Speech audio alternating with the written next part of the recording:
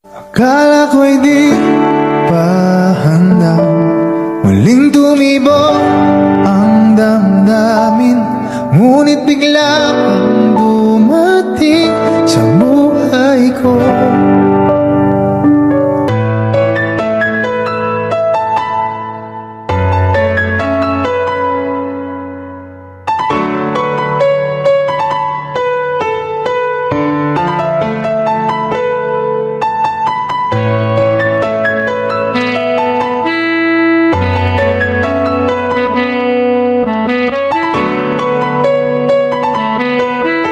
Sana ay ingatan ka niya, hindi ko kayang makitang lumuluha ka.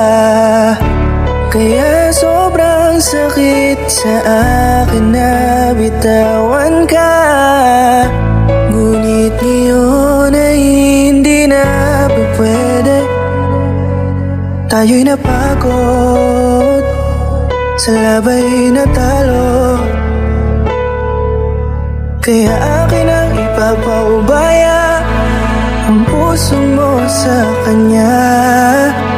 Alam ko naman na siya na ang gusto mo, hindi ka lang nagsasalita. Pagmula na